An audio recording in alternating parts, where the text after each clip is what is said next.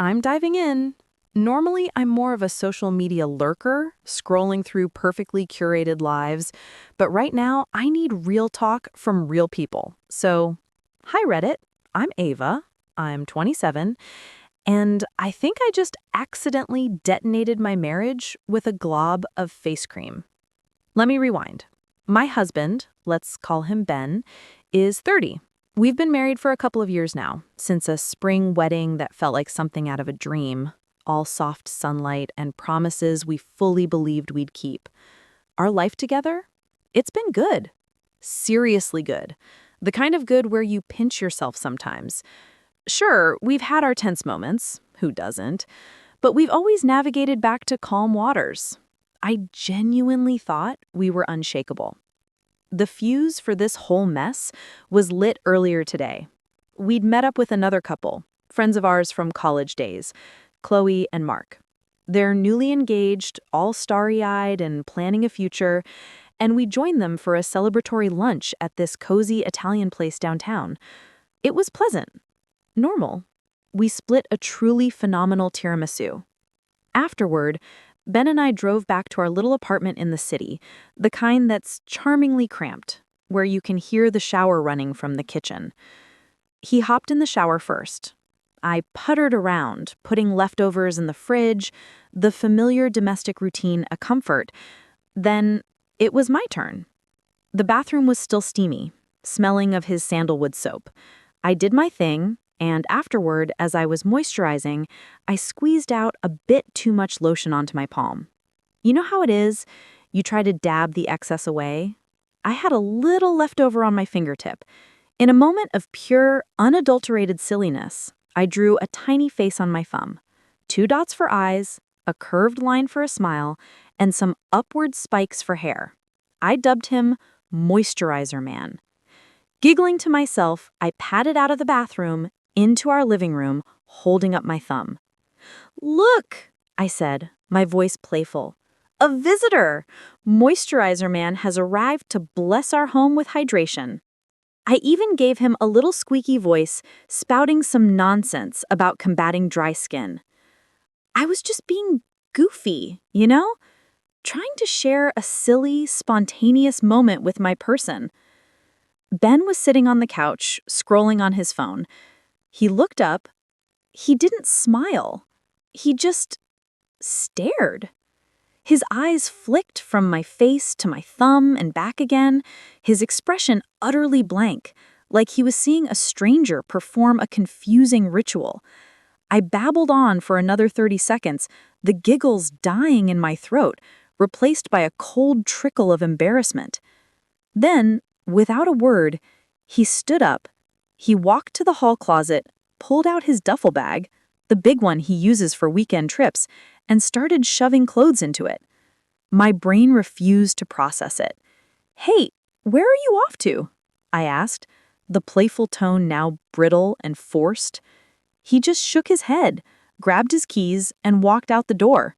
I heard the roar of his obnoxiously large pickup truck, a vehicle he loves more than, well, apparently more than he loved my joke. And then he was gone. I stood there, staring at the closed door, Moisturizer Man slowly absorbing into my skin.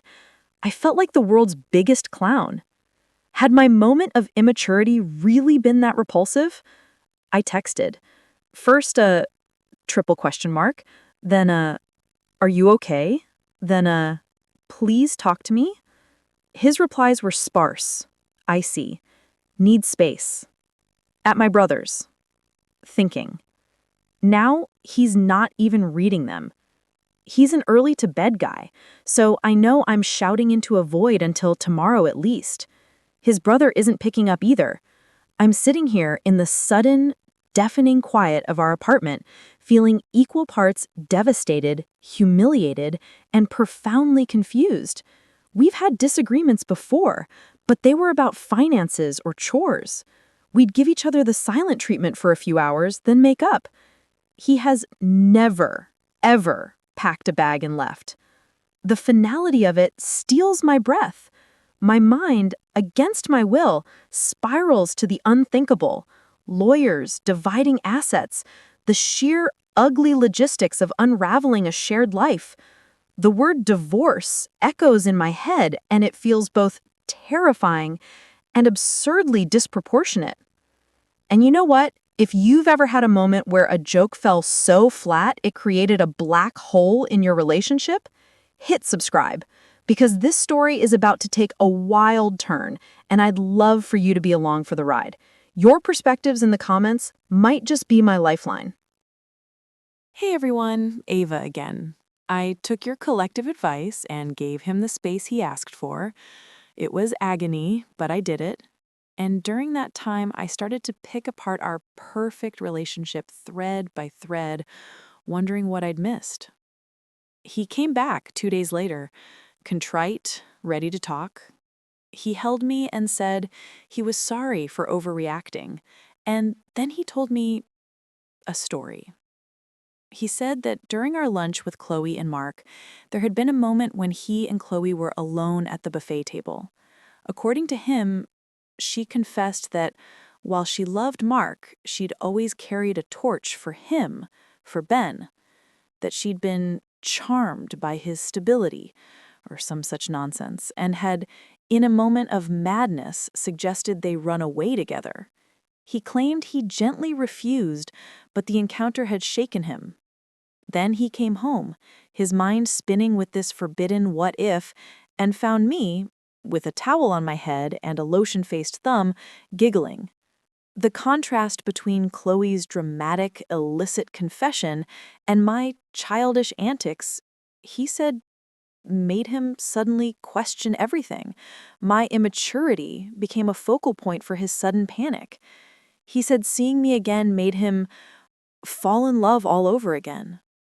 I was so stunned I could only nod numbly and ask him to sleep on the couch. I needed the physical distance to think. Part of me was desperate to believe him, to wrap myself in the relief of his return. But another part, a colder, sharper part, was screaming that this story was a house of cards. Chloe is objectively stunning, willowy with this classic, elegant beauty. I'm more quirky. The comparison he was drawing, even unintentionally, cut deep.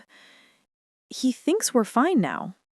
We even went to a family dinner, all polite smiles, but I'm not fine. The idea that he could be so rattled by a crush, a confessed crush he didn't act on, that he'd abandon me, it changes the foundation of us. It makes it feel fragile. He gets home from work in a few hours. I have the day off, teacher life, and I'm spinning in circles.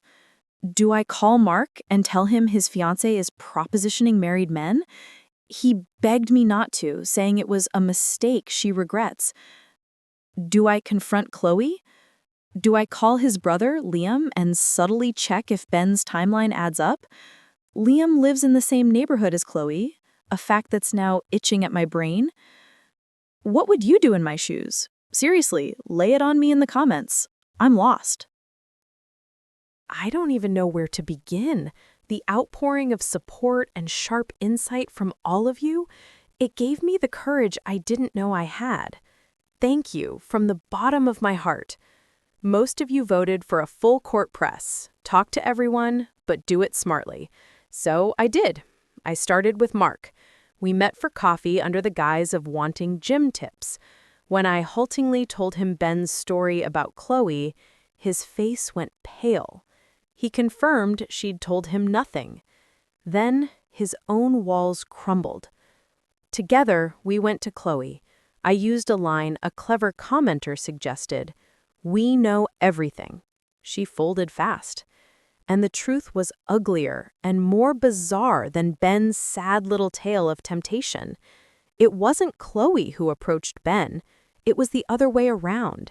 He had asked her, his friend's fiancée, if she'd be interested in a night of fun with him and another woman. And Chloe, who, it turns out, had a long history of infidelity, had actually said yes. She'd only backed out at the last minute, citing newfound loyalty to Mark. The irony was breathtaking. Ben was furious at her rejection. He came home already seething. And then he saw Moisturizer Man. I was the safe, silly target for his frustrated anger. He snapped and left. But why the other woman? The puzzle had a missing piece. After a strategic borrowing of Ben's phone while he slept, I found her.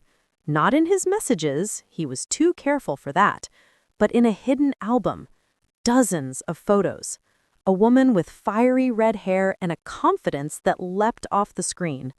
Let's call her Ruby. Digging through deleted texts I recovered, the full grotesque picture emerged. Ben had been having an affair with Ruby for months. She'd recently discovered he was married and was livid. So my ingenious husband concocted a plan. He would bring his wife, a role he tried to recruit Chloe to play, to meet Ruby to prove our marriage was an open one and he wasn't a liar. When Chloe bailed, his plan imploded.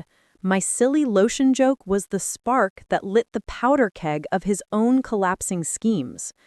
When I confronted him with Mark and Chloe as witnesses, he finally broke. He didn't even try to deny the affair. Instead, he offered the most insulting explanation of all. He had a thing for redheads, a desire I, with my brown hair, couldn't fulfill. He claimed his dalliances only made him appreciate me more. The audacity was almost impressive. I left that day. I'm now staying with Mark. We've become an unlikely heartbroken support system. Two people who loved partners that existed only in our imaginations. We cry, we rage, we try to make meals we can't really eat. He's a good man, dealing with his own tsunami of betrayal. Ben is reportedly with Chloe now. I feel nothing about that but a distant pity. The man I loved was a fiction. The process ahead is daunting. The legal separation, telling my family and my students, finding a new place, therapy. But for the first time in days, I'm not walking on eggshells.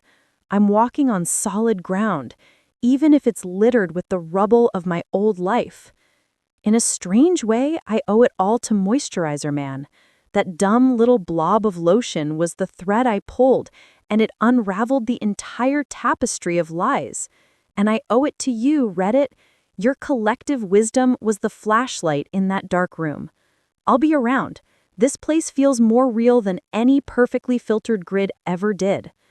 TLDR, my husband stormed out over a stupid lotion joke. The real reason was a web of infidelity. He was having an affair with a redhead, quote-unquote, Ruby, and tried to recruit my friend Chloe to pose as me in a threesome to convince Ruby his marriage was open. Chloe backed out, he got angry, and my innocent lotion joke became the target of his own collapsing schemes. I'm now divorcing him and healing with Chloe's ex-fiancé, Mark, who was also betrayed. Sometimes the smallest, silliest thing reveals the biggest truth. Disclaimer: this story is a work of creative adaptation. All names, characters, locations, and specific incidents are products of the author's imagination or are used fictitiously. Any resemblance to actual persons, living or dead, or actual events is entirely coincidental.